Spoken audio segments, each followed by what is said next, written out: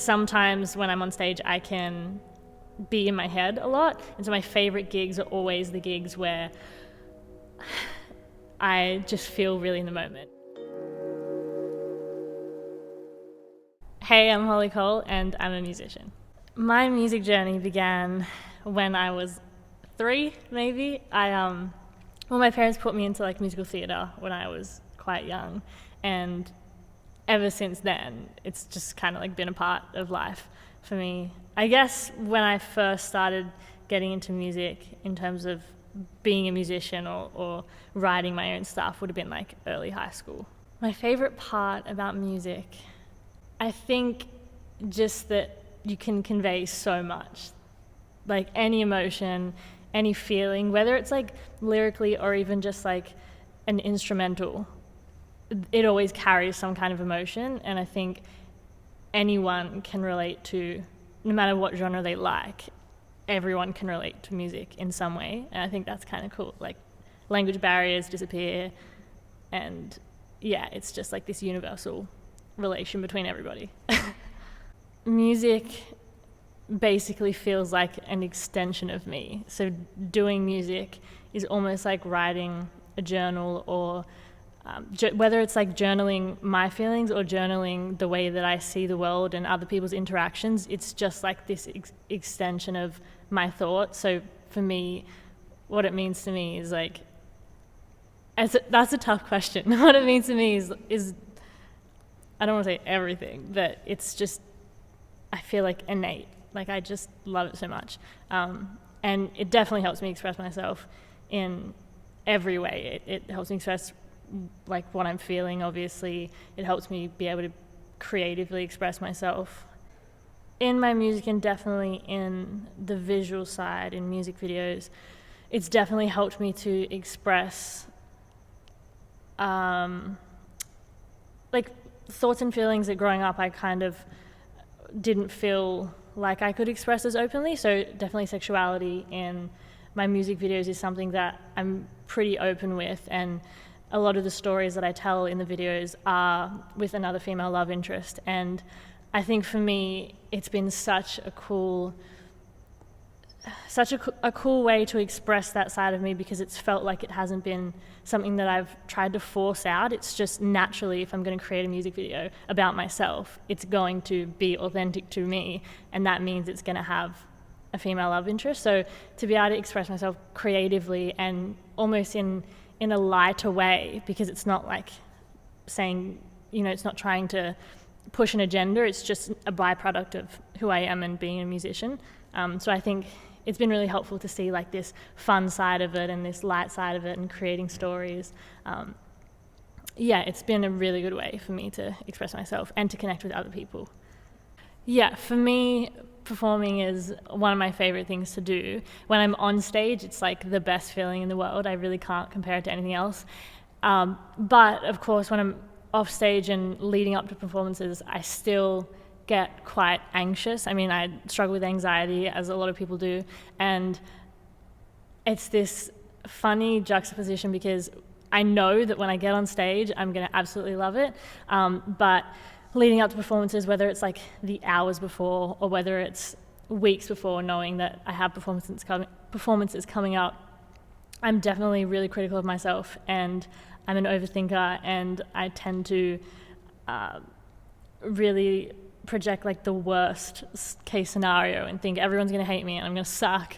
And yeah, I guess the ways that I try and get around that is by getting out of my head a little bit. I know that's very vague, but trying to really zoom out and not fixate on those kind of thoughts, and remind myself that every single time I go on stage, I absolutely love it. And every time I go on stage, it's the best feeling ever.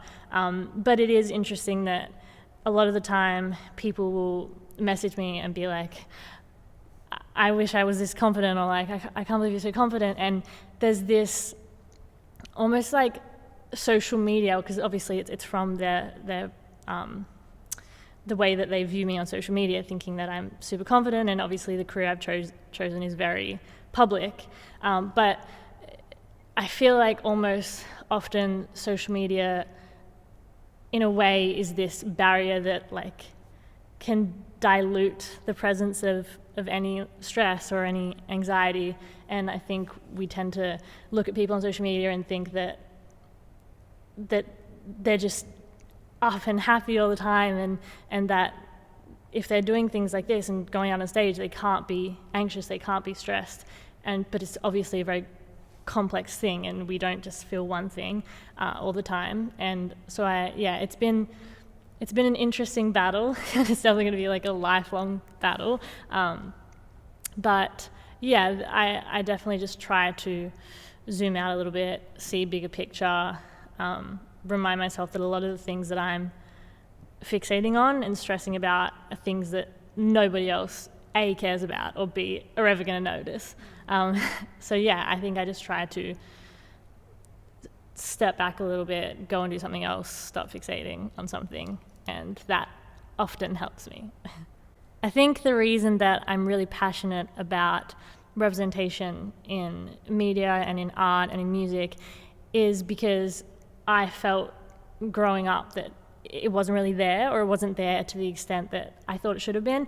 And so I think that you can never underestimate the importance of representation, because when you think of when we were kids, before we formed any identity, we would emulate what we see. And so whether that's characters or whether that's, what's portrayed as the good guy and the good girl and what they do, and who they love and what they look like, we take that in and we want to emulate being the good person. And then when you get into teenagedom, and you start to form your own identity and you start to learn things about yourself, it's already an isolating time.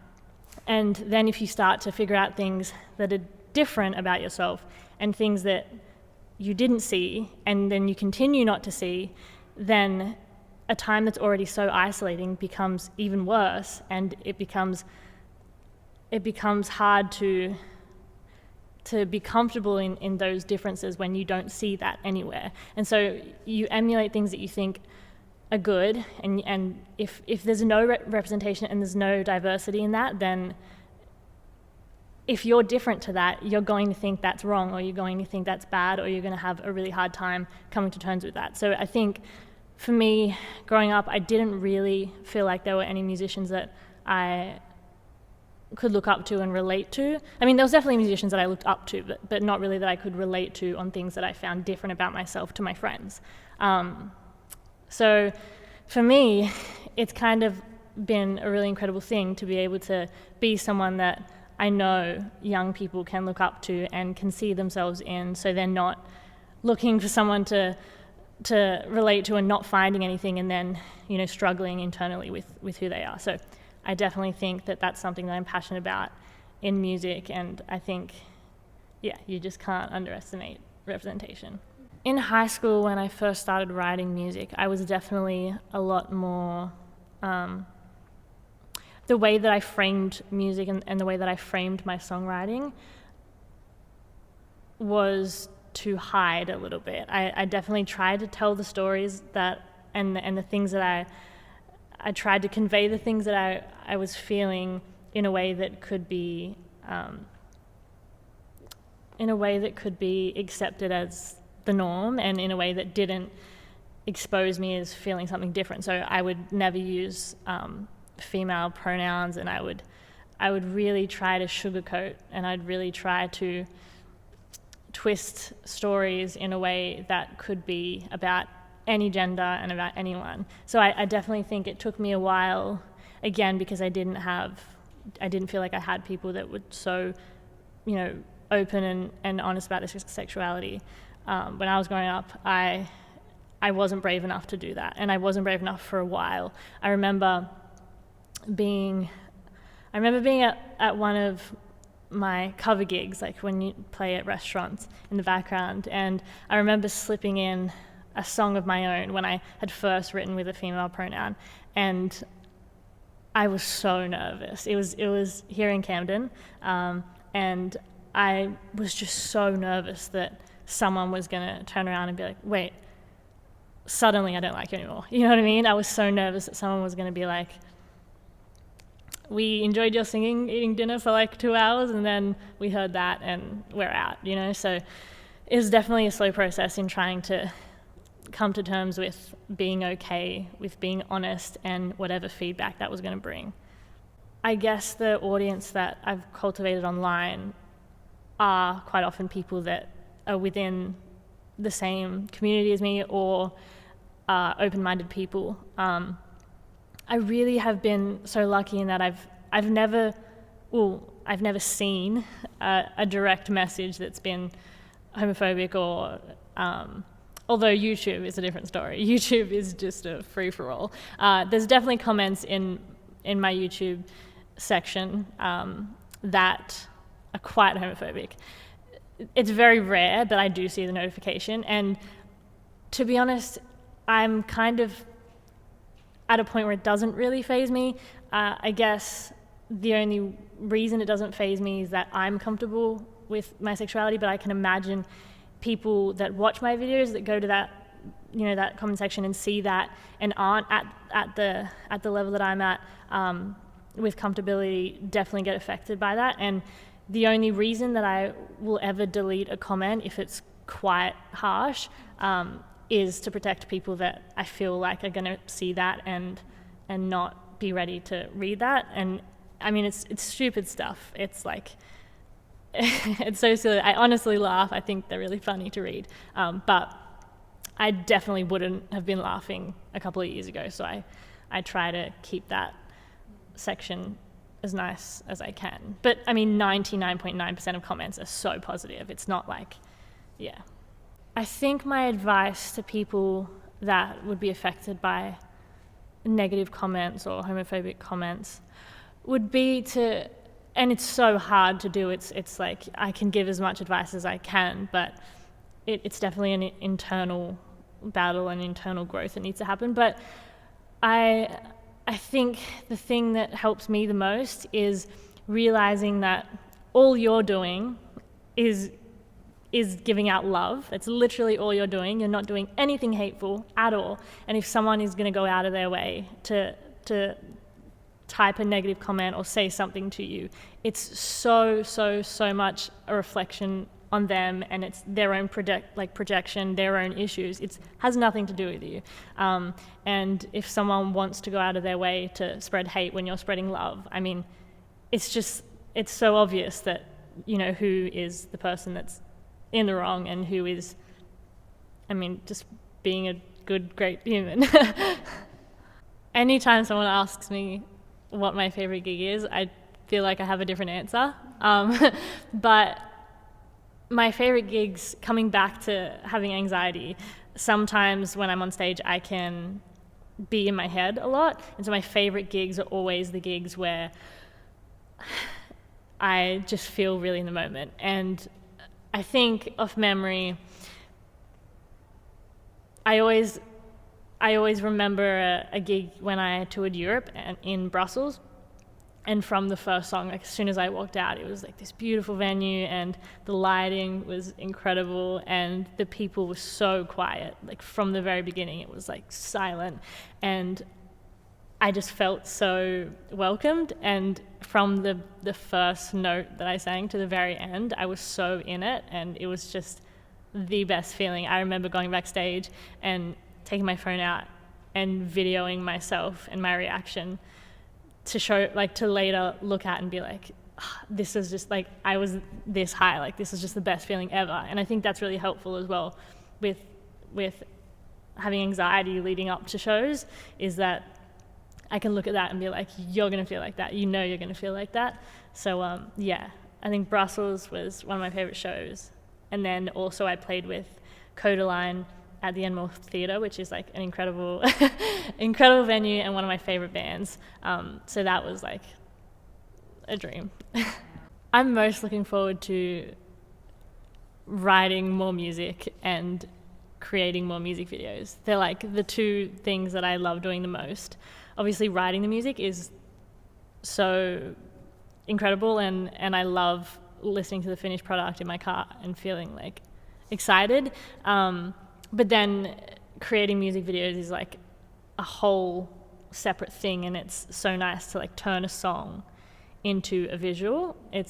I think the two things together is luckily what I will have to keep doing in my career, and is the thing that I just love doing the most. I guess I just answered like being a musician is what I'm most excited for. But yeah, it's those two things. COVID-19 has been a bit of a pain. I had to cancel my European tour and Australian tour, which happened to fall in the months that COVID was starting, which was obviously terrible. But there have been some silver linings. If I was in Europe right now, which is where I would have been, I definitely wouldn't have had time to write a lot of new music, and so I would have kind of been rushing to release something as soon as I got back. But I've had a couple months now to really plan out what I want to do and the kind of music I want to be releasing and the kind of videos that I want to make. So it's been a good time to slow down and really reevaluate everything and what I'm doing and what I want to be making, I guess. I think the one thing that helps me de-stress or stop overthinking a situation, and it's the thing that's hardest for me to do in the moment, and I'm definitely still learning. Like, this isn't advice coming from like I've overcome everything. It's like, let's learn together. For me, when I'm stressing about something in particular and overthinking something in particular, the best thing to do is to step away and like go outside and kick a ball, or go and do some exercise, or go and hang out with friends, or do something that's going to take my mind off it and something that's quite light and enjoyable. And I often find that when I do that, when I come back to whatever issue I had, it doesn't seem as big as it did in that moment when I'm stressing about it and when I'm fixating on it. So yeah, definitely I think it's very hard to, in the moment, be like, I'm going to step away when you feel like you need to fix it right there and then. But I think stepping away and doing something else and taking a breather is definitely really helpful for me to just stop stressing. I think I'm so excited to get to a time where musicians are musicians, and whatever their sexuality, whatever their video content is. I mean, really, I'm making the same content, not the same content, but hopefully something a little bit different, but the same stories, like universal feelings of like love and loss and those kinds of themes. They exist in my videos, they exist in a straight person's videos, they exist in anyone's videos, and so you don't have to be a certain sexuality to relate to a certain musician. And I think I'm really excited. The more representation there is, the more it won't be this, like you won't go to a video and be like, oh, that's got this love interest in it, or that's got that love interest. It just won't even be a thought because you can feel whatever the music is conveying. I think that is a really exciting point to get to, and I definitely think that we're moving there, and I think that that's really exciting.